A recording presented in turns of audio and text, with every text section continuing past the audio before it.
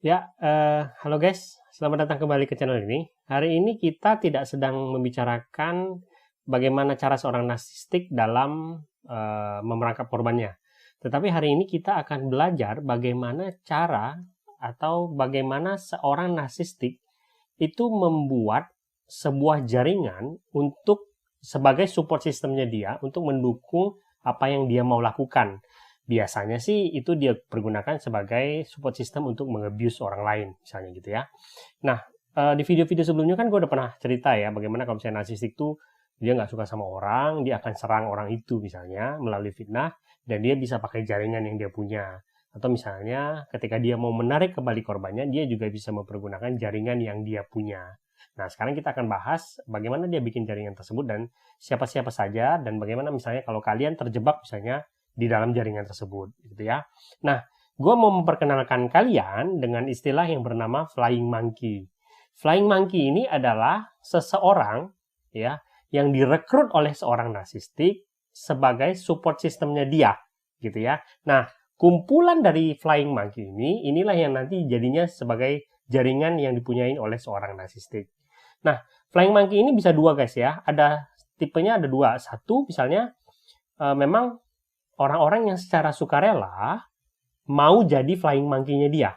Ya, dalam arti mau jadi support system-nya dia. Itu pertama. Yang kedua, orang-orang yang secara nggak sadar dimanipulasi oleh seorang narsistik menjadi flying monkey-nya dia tanpa mereka sadari. Dua-duanya nanti kita bahas, tapi kita akan bahas terutama yang kedua karena orang-orang yang dimanipulasi menjadi seorang flying monkey ini bisa saja kita semua gitu ya, kalian sendiri secara tanpa sadar misalnya bisa saja direkrut oleh seorang narsistik untuk jadi flying monkey-nya dia. Oke? Nah, mungkin ada pertanyaan, bagaimana sih seorang narsistik itu bisa dengan hebatnya ya berpikir untuk bikin jaringan untuk support sistemnya dia gitu misalnya. Ini sebenarnya sih secara natural ya guys ya, mereka tuh memang punya kemampuan natural untuk bikin jaringan ini. Kenapa? Karena sebagai seseorang yang butuh perhatian yang konstan, ya mereka kan butuh orang-orang yang untuk memuaskan egonya dia kan. Nah, mereka itu memang butuh orang-orang atau sekumpulan orang yang bisa mereka pakai kapan saja sebagai alat-alat mereka untuk memuaskan ego mereka. Itulah mengapa secara natural mereka akan bikin jaringan-jaringan tersebut. Nah, kebiasaan narsistik itu ya guys ya, biasanya ketika mereka bikin jaringan, itu ya, rules-nya tuh biasanya ekstrim guys. Jadi ketika misalnya narsistik itu memimpin sebuah jaringan gitu ya, mereka tuh biasanya ingin semua yang ada di jaringan yang mereka bikin itu tunduk sama mereka gitu loh. Dalam arti benar-benar sesuai dengan apa yang mereka mau. Biasanya kalau mereka merasa ada yang tidak sependapat dengan mereka misalnya, atau bahkan misalnya orang yang berdirinya abu-abu gitu ya, mendukung enggak, tapi juga tidak misalnya menentang dia, biasanya mereka juga nggak mau. Biasanya mereka akan ambil keputusan untuk mendepak orang tersebut. Atau misalkan dia nggak bisa depak orang tersebut, dia akan berusaha bikin jaringan dia itu mengucilkan orang tersebut gitu loh. Supaya orang tersebut tuh nggak bisa berbuat apa-apa untuk menentang diri dia. Nah, sekarang ya, mengapa jaringan ini dibuat ya? Apa fungsi jaringan-jaringan yang dibikin oleh seorang narsistik ini? Biasanya yang pertama, kita udah tahu ya, pasti untuk menyerang korban-korbannya dia. Dalam arti musuh-musuh yang dia rasa sebagai musuh bagi dia akan pergunakan jaringan yang dia punya bentuk itu, gitu ya. Itu satu. Dua, biasanya dia juga memakai jaringan yang dia punya ini untuk mempertahankan reputasinya dia. Ya, dalam arti misalnya kita udah pernah bahas nih, kalau misalnya dia meng-abuse orang lain gitu ya, supaya abuse-nya itu nggak ketahuan, ya dia butuh orang-orang di sekeliling dia, ya support sistemnya dia, yang bisa dia pergunakan untuk membela diri dia, ya ketika misalnya abuse yang dia lakukan itu terjadi, sehingga topeng yang dia pergunakan itu nggak ketahuan gitu ya oleh orang luar gitu ya, karena ada orang-orang yang akan membela dia. Itu dua hal. Dan yang ketiga biasanya jaringan itu juga dia bentuk supaya untuk maintenance, dalam arti menjaga kualitas jaringan itu sendiri. Jadi dalam arti gini, misalnya kalau dia bikin jaringan ya, ada orang-orang di dalam jaringan tersebut yang merasa bahwa nggak cocok sama dia gitu ya, atau misalnya ingin keluar dari jaringan tersebut, jaringan anggota-anggota jaringan tersebut biasanya akan bergerak dengan sendirinya menarik orang-orang tersebut untuk tetap berada di dalam jaringan tersebut, gitu.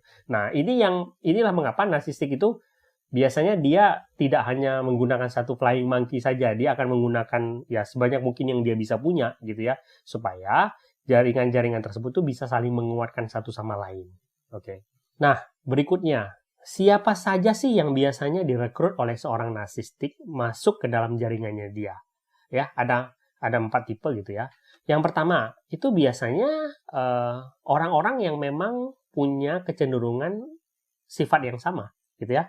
Kalau kita ngomong secara ekstrem sih, orang-orang yang punya ketoksikan atau kemanipulatifan yang sama. Karena orang-orang yang misalnya punya kegemaran yang sama itu kan cenderung lebih mudah untuk berkumpul kan, dan dia lebih mudah merekrut mereka.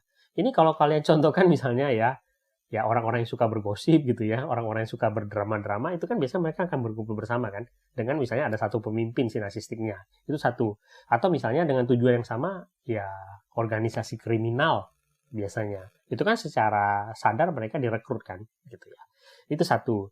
Dua, bisa juga orang-orang yang memang secara sadar masuk gitu ya sebagai flying monkey dia karena mereka memang butuh si narsistik itu, dalam arti sebagai injakan atau misalnya sebagai pegangan gitu ya, misalnya gitu ya. Kita bisa tahu misalnya seorang narsistik yang memang dia punya power, dia kuat, dia punya fasilitas ya, dia punya segala hal yang memang dibutuhkan oleh orang-orang yang memang mau naik gitu ya, tetapi punya sumber daya yang lebih rendah daripada dia misalnya. Nah, orang-orang seperti ini kan akan secara sukarela bergabung menjadi pasukannya si narsistik itu, karena mereka butuh narsistik itu untuk maju, misalnya gitu. Itu dua. Yang ketiga, ini sedikit menyedihkan ya, orang-orang yang memang berkekurangan dalam tanda kutip, yang memang mudah dimanipulasi gitu ya.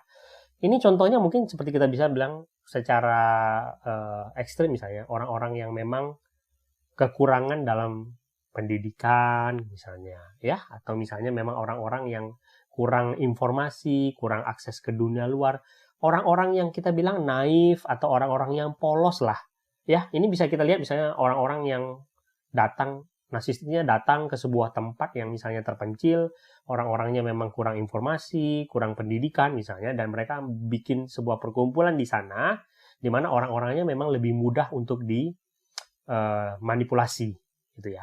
Dan yang keempat, ya ini yang kita mau bicarakan ya, kita ini semua yang bisa saja secara tidak sadar dimanipulasi oleh seorang narsistik untuk jadi flying monkey-nya dia gitu ya. Nah, ini yang nanti kita mau bicarakan lebih panjang supaya kalian bisa ngenalin gitu ya, dalam arti apakah saya misalnya direkrut sebagai seorang flying monkey oleh seorang narsistik ya. Apa yang terjadi ketika misalnya kita direkrut oleh seorang narsistik, dan misalnya apa yang bisa kita lakukan untuk mengetahui bahwa saya direkrut sebagai flying monkey atau tidak gitu.